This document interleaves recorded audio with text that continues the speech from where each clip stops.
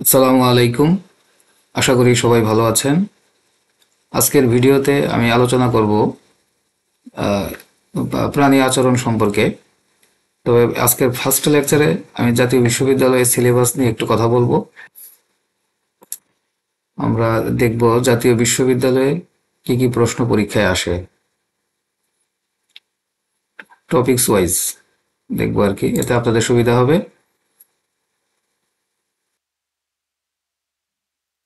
Suggestion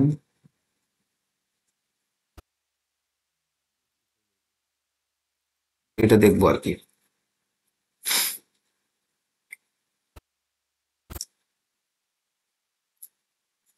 এই যে জাতীয় বিশ্ববিদ্যালয়ের সিলেবাসটা এখানে দেওয়া আছে, আপনারা দেখতে পাচ্ছেন। ইথোলজি অ্যানিমেল বিহেভিয়ার 15 মার্কসের উপর। এখানে দুইটা টপিকস আছে।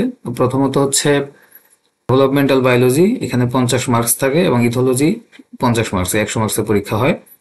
মধ্যে আপনারা তো জানেন যে আপনারা পরীক্ষা দিবেন 80 মার্কসের উপর, 20% ইনকোর্স পরীক্ষাগুলোতে থাকে। এটা শিক্ষকরা সেখান থেকে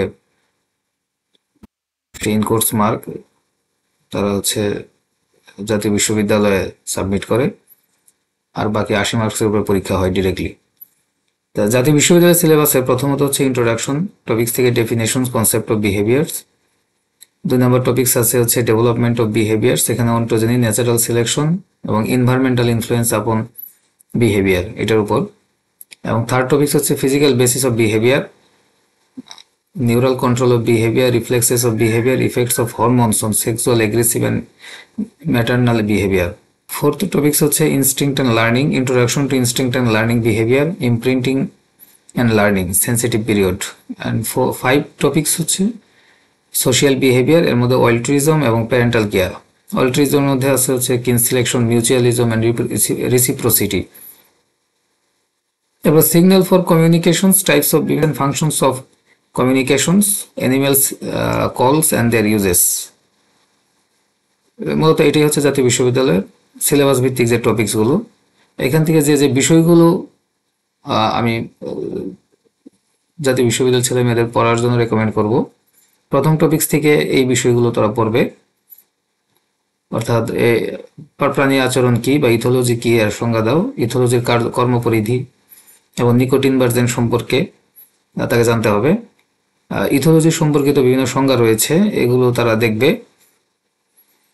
এবং ডেভেলপমেন্ট অফ বিহেভিয়ারের ক্ষেত্রে উদ্দীপক কি, উদ্দীপকের শ্রেণীবিন্যাস, এবার আচরণের উপর পরিবেশের প্রভাব, এরপরে আচরণের অন্টোজেনি ব্যাখ্যা করো, এটা পরীক্ষায় আসে।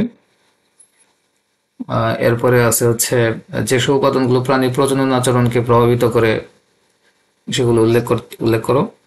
কাইনেসিস সম্পর্কে লিখুন, এই বিষয়গুলো। Third topics physical basis of behaviour, এখান থেকে মূলত প্রশ্ন আসে এবং খুব গুরুত্বপূর্ণ একটা টপিক্স।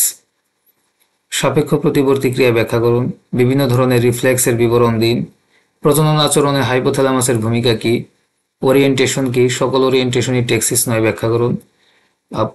প্রতিবর্তী ক্রিয়ার বৈশিষ্ট্যসমূহ উল্লেখ করুন। টেক্সিস কি, বিভিন্ন ধরনের টেক্সিসের বিবরণ দিন। ট্রপিজম কি, বিভিন্ন ধরনের ট্রপিজমের বিবরণ দিন। টেক্সিস এবং ট্রপিজমের মধ্যে পার্থক্য, প্রাণীর আচরণে হরমোনের ভূমিকা কি, বিবিধ টপিক্স।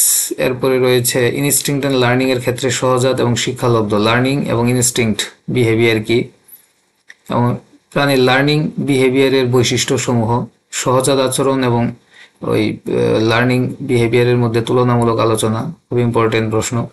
সহজাত এবং সামাজিক আচরণে তুলনামূলক আলোচনা করুন। প্রাণীর বিভিন্ন ধরনের সহজাত আচরণের বিবরণ দিন। সহজাত আচরণের জৈবিক মতবাদটি ব্যাখ্যা করুন। এরপর হচ্ছে লার্নিং সম্পর্কিত প্রচেষ্টা এবং ভুল সংশোধন মতবাদ এবং সাপেক্ষ প্রতিবর্তী মতবাদ ব্যাখ্যা করুন। প্রাণীর আচরণে বিভিন্ন ধরনের শিক্ষালব্ধ আচরণ বিবরণ দিন। উভচর প্রাণীর অপত্য লালন আলোচনা করুন, এটার মধ্যে রয়েছে। সোশ্যাল বিহেভিয়ারের মধ্যে রয়েছে প্রাণীর সামাজিক আচরণের বৈশিষ্ট্য সমালোচনা করুন। 4টি সামাজিক পাখির, অর্থাৎ যারা সোশ্যাল বিহেভিয়ার মেনটেন করে চলে, এদের বৈজ্ঞানিক নাম।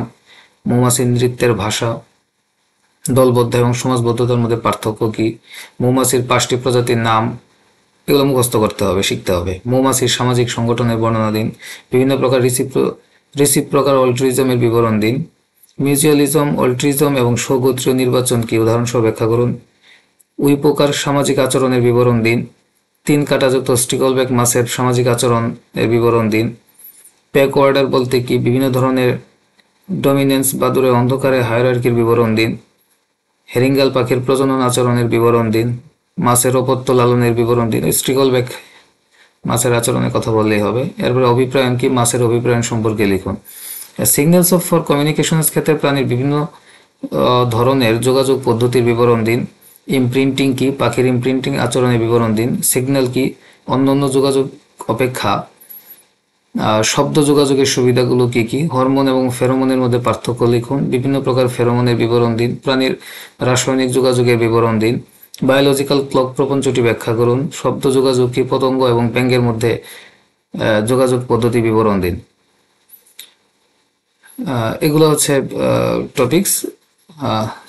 Thank you. আজকে এই পর্যন্তই। নেক্সট ভিডিওতে আমরা এই প্রশ্নগুলো নিয়ে আলোচনা করার চেষ্টা করব।